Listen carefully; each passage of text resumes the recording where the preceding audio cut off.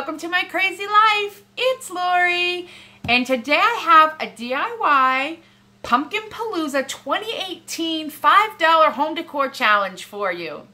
Auntie Cuckoo opened up this collab to anybody who would like to participate, and I chose to do so. So if you're here through her channel, thank you so much for coming and checking out my videos. If you enjoy what you see, I hope you stick around, like, subscribe, follow, comment, do all the things. I'd like to say that I accepted the challenge and I completed it. I got it finished. I love it. I hope you do too. So enjoy. Okay guys, here is the beginning of my project. Or challenge, I suppose, my $5 fall decor challenge. I won't go over pricing until the end, but this is pretty substantial in size. And over there is my 100 grit sandpaper, my 150 grit, and my little Black & Decker mouse sander. Now that this picture's not lovely, sorry about my allergies, but I am going to sand this down. And I'll be back. I won't make you listen to all the sanding. I'll be right back. All right.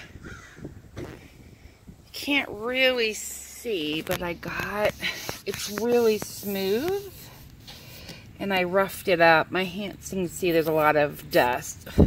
So I'll have to clean it. But I did rough up all the edges. Got a little bit of the gold off, and I'm going to leave some. Now, right now, the only thing I have purchased, or that you have seen that I have purchased, is this piece of artwork. All right, we'll be back for more. Hi, guys, I'm back, and now we're going to paint this bad boy. Here's the paint I purchased, and I got this at Walmart. It's called Apple Barrel, and it's nutmeg brown. So I'm going to do a coat of brown first. I've already wiped off all the sanding materials. And then I'm going to go over it with orange.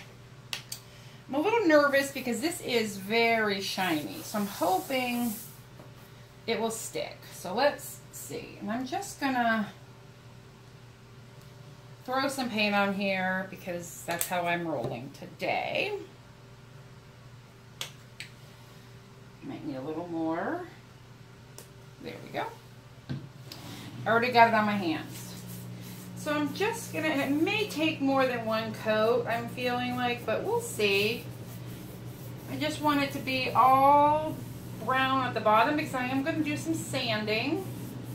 So I want to go through to the brown, and if a little bit of the gold comes through, I'm okay with that too. That would not make me mad at all. Because I'm going to leave the gold on the sides here, but I am wanting to cover up like this blue and the green if I can. We're going to cover up what we can cover with the paint. So here's a thin first layer of the brown. I'm going to go over it again, I can already tell you. With the second coat, I'm not getting too detailed with the sides. I do want to come back over it after with sandpaper when I'm done painting. This is literally going to be the first coat, and then I'm also going to go over it with some Mod Podge to seal it. I have some seal spray paint, but that would put me over the $5. So I'm going to let this coat dry. I'm going to come back in with a second coat, maybe a third coat, we'll see. And then I'll be back when I do the orange, when I'm ready to do the next coat. And I might do a little, like, you know, brown over this gold too. Just a little bit, just tone it down a bit. It is very bright. So we'll just do, like, it's not really dry brushing, it's kind of just touching it up, maybe a little brown in here, just to kind of, this is some weird textured, I don't even know what it is, but we want it to look kind of beat up. So, I'll be back. Alright, if you can see, the brown paint is dry, and now I'm going to go over it with orange. And this is also apple barrel paint. And I'm going to do a couple coats of this for sure. And these are just cheap foam brushes that I had on hand. So that's not going to cost anything, because I'll use them and use them and use them. Need some more paint there. Now the brown is going to soak up a fair amount of this orange. So, and this is spiced carrot. And I thought the pumpkin color itself that they had in this brand was a little bright for what I want. And so I decided to, okay. Well, we'll fix that up. That was a little much in the paint area, and I splattered a little bit. That's okay. I'm going to get some leaves, I think, and glue them in the space around this piece of wood. And so I'm not too concerned. I'm going to put a little orange under there anyway. And then I'll put the leaves, maybe the felt ones, because I feel like they're a nice bright color.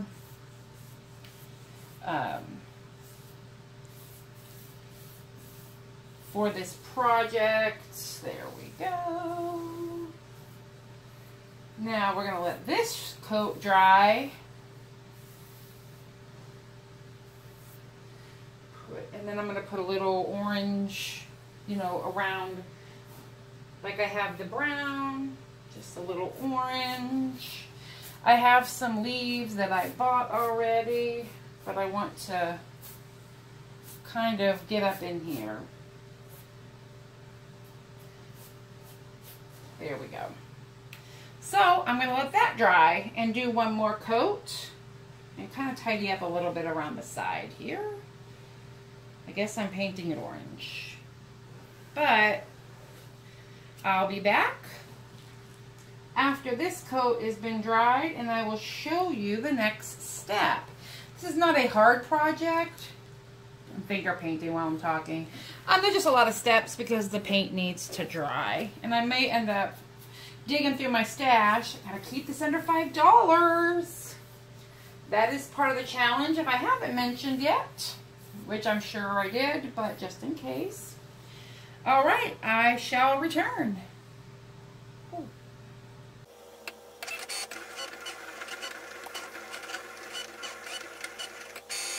All right, so I cut the vinyl decal out with some decal stuff I already had on for my Cricut, so that doesn't count in my world anyway. And it stuck down. I was going to video sticking it down, but woo, that was rough.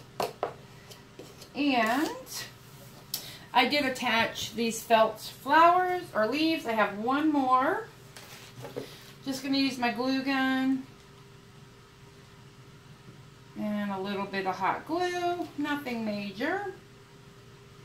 And I'm sticking it in the corner there. So let's show you what it looks like. I'm hoping my harvest is straight, but it may not be. We'll see. So I'm just taking my little scraper and I'm kind of making sure the edges are down tight. But I am going to use some from the dollar store Mod Podge to put down first before I put the white paint down. And hopefully it'll keep it from seeping under. According to the YouTubes, that is what you have to do. So, I'm just going to put a little bit, I have a plastic cup here. Put a little dab in there because I want to put the white paint as well, but that's after this dries. So I'm just honestly putting some Mod Podge.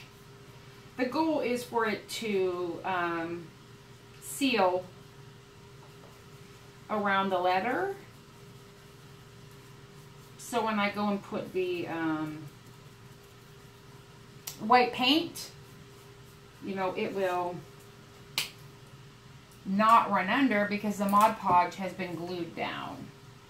I have more of these cups too. And if the Mod Podge seeps under, no big deal, it's clear. And I'm going to coat the whole thing with Mod Podge anyway once this is dry. But I really kind of want this to keep it from running under. We'll see how that works. The U kind of finished right at the edge. I had to use two separate pieces of this vinyl stenciling stuff. But I'm just doing this, zhuzhing it on here. And then I have to wait for it to dry. It's a lot of waiting for stuff to dry when you're painting signs. But, and then we're going to go over it once it's dry. We will fill it in with white paint. And then sand it. But, I mean, it's drying relatively quickly up here. So we'll just wait a second for it to dry, and then I'm going to show you what it looks like right now. Oops, I'm sorry, I'm just plugged in charging. So this is kind of where we're at right now. So I'm going to let this dry and I will be right back. Alright, we are back. And it's almost dry, pretty much dry. I'm going to start with some white paint. I'm going really light on the white paint. I'm going to go with the dabby kind of more is less approach, or less is more I should say, approach. Because I do not want to force this white paint under. And I don't want it on super thick. So I'm really just, if you can see here, and I'll show you here in a second, I'm really just dabbing it on and hoping it dries opaque. If it does, then I won't even need a second coat. But again, less is going to be more in this situation. If you can see that, is it? Oh, I'm trying to see if I can get it to, there we go. So now I'm going to go over all of my letters with that super light, and I'm literally just lighting. Because I want it to not run underneath. And I don't have one of those, what are they, stencil brushes, the flat ones. So I'm going to make do. You know, got to stay under my budget. Super excited for this, and oops, see how it's going to turn out. Okay, that was a lot of paint right there. So if I get a blob, I'll have to go around it with the orange after I touch it up, But I'm hoping we won't have that problem.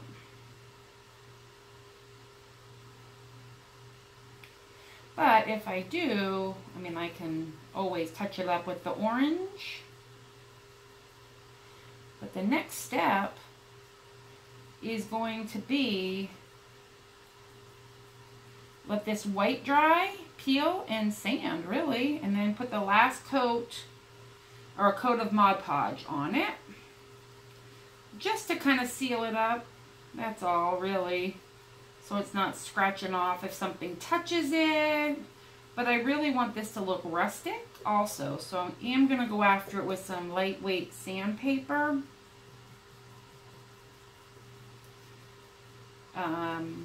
Yeah, to kind of, yeah, see that's lifting. I can already tell you the R is probably going to run a little bit under it, but hopefully we'll be okay.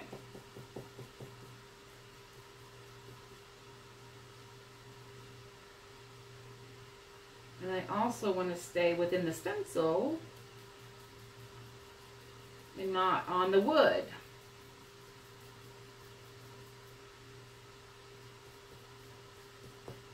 And then at the end, I have another bonus under 5 project I'm going to be working on while I wait for this to dry.